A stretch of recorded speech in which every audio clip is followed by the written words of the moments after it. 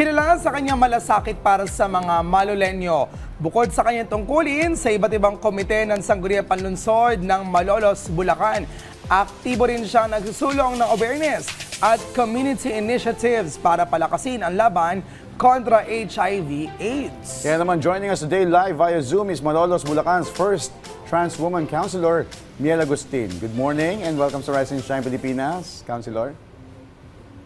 Hello, good morning po. Magandang umaga po sa ating mga manonood here on PTV. Good morning po sa Rise ating and lahat. Shine, Concy, this is Prof. Feed together with Joshua. Nice to see you again. And of course, ngayon pag-usapan natin Joshua, no? Una ka nakilala, Councilor, sa iyong advocacy para sa kababaihan, LGBTQIA+ members at iba pang sektor. Sa tingin mo bakit mahalagang bigyan pansin ang mga grupong ito? First of all, ako mas galing sa marginalized sector. So, nanggaling tayo syempre sa ating LGBT community. So, tayo bilang part ng LGBT community ay nakikitaan natin na mas bigyan din dapat ng pansin ang marginalized sector, which is ang mga kababaihan, ang mga PWD, ang mga senior citizen, ganyan din syempre yung ating mga kaibigan ng mga PLHIV dahil today we are commemorating World AIDS Day, and tayo bilang isang lingkod bayan, mas maganda na nagsistay tayo dun sa core natin at kung ano yung mga pininiwalaan natin. Kasi if we are advocating for something, mas madali sa ating gawin at mas madali sa ating solusyonan yung mga problema at yung mga nais nating tulungang tao. And of course, Concy, isa rin sa mga ipinupush mo ang pagpapalakas ng HIV at AIDS awareness. Kumusta po yung kasalukuyang status dyan sa Malolos when we're talking about that? Actually, when we're talking HIV and AIDS awareness here in the city of Malolos, we are so grateful that the City Health Office of the city of Malolos is active and participating, promoting HIV awareness, lalo na sa mga kabataan. As of now, we have 33 cases of PLHIV, and we are so grateful na today, in line with the World AIDS Day, we are passing or we are proposing a city ordinance for the HIV treatment facility here in the city of Malolos. I think this is the first HIV treatment facility here in Bulacan, and we are hoping na sana maging okay ito sa council. But in line, syempre meron din kaming ka-partner with the City Health Office. We are partner din syempre sa Luntiang Silong in Bulacan Medical Center, which located here in the city of Malolos. And also, Concy, paano nyo na-engage yung kabataan at Gen Z sa inyong bayan para mas maging aware, proactive sa HIV prevention? Aside from the fact that I saw last time, Concy, talking about, nagtutrain din siya doon sa community. Isa sa mga barangay, if I'm not mistaken, that's in Barangay Bangkal, in Malolos, Bulacan. And not only that, I understand you also have other things being done when we're talking about HIV and AIDS-related initiatives. Tell us more, Concy.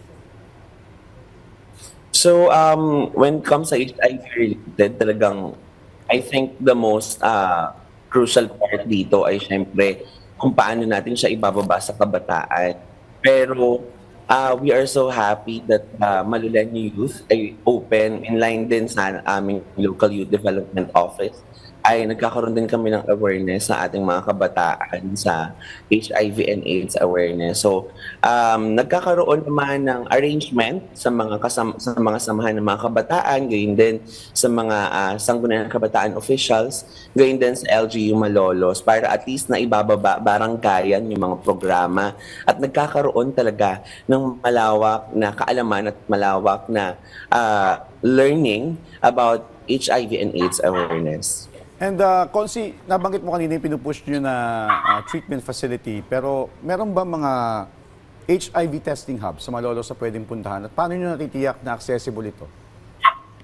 Actually, we have Luntiang Silong located in Bulacan Medical Center. So sila ay nag-o-offer ng free testing, gayon din ng free consultation. So napakagaling at napakatulin ng lahat ng serbisyo sa Luntiang Silong. Pwede mo silang kontakin through 0923-405-1309. Gayon din at pwede rin mag-message sa 0915-521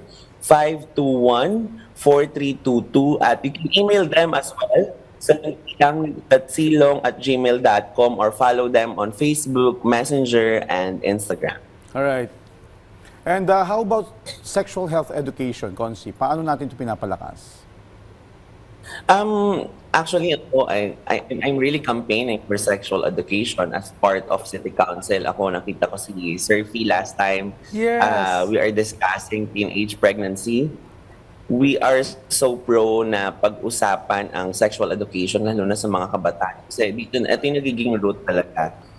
Mas malilesen natin yung pagkakaroon at pag-create ng mga HIV awareness. If bata pa lang, alam na nila kung ano yung sex education, alam na nila kung ano yung mga dapat nilang malaman when it comes doon sa mga usapin na ito. Napaka-importante na buksan natin yung ating mga isipan sa mga ganitong klaseng topics dahil upon learning and upon dun sa mga paglaki ng mga kabataan, mas maganda na may alam na sila on how they can secure and then they can help yung mga sarili nila pagdating sa mga ganitong problema. At para at least alam na din nila kung paano nila ma-formulate yung mga nourishing minds nila through this kind of topics that we are facing right now. Alright, Consi, bilang panghuli, maliban sa HIV and AIDS programs, ano-ano pa yung ibang mga activity program na kasalukuyang ginagawa sa Malolos? For instance, are there any ordinances or resolutions being filed, activities for World AIDS Day, and any other moving forward activities na gagawin ninyo? Actually, we have event later with City Health Office. So magkakaroon kami ng I think a small program with the City Health Office headed by Dr. Eric Villano. As well, we are having this with our Mayor Christian Natividad. So ito ay isa lang pag-alala doon sa mga tao at sa mga kaibigan natin ng mga PhilHIV, ganyan din yung mga ating mga kaibigan na humaharap sa mga ganitong klaseng sakit. Sabi nga natin, we must all remember na ito lang naman ang isang sakit na iinuman ng maintenance medicine. Ang HIV lang po ay isa na lang din pong parang sakit na kung saan kagaya ng diabetes, kagaya ng high blood na iinuman mo na lang ng mga maintenance medicine. Hindi na po ito dapat katakutan. We need to always check on our status and the stigma. Mga kaibigan, tigilan po natin ang mga pagkakalat ng mga maling impormasyon about sa HIV and AIDS awareness. Ito po ay hindi nakukuha sa pagyakap, pagmamahal at gayon din sa pagngiti sa mga PhilHIV. Ganda nun, di ba? Oo. Hindi natin kailangang Yes. iwas sa ibang tao, yakapin natin ang bawat isa, di nakakahawa po sa pamagitan ng pagyakap yan. Tanggalin Nakasama yung natin ngayong umaga ang Councilor, Chairperson for Gender Development ng Malolos LGU, the ever beautiful, humble, and grounded Consi Miel Agustin. Thank you so much for being with us this morning. Thank you so much, Consi. Thank you po. Maraming salamat po, PTV.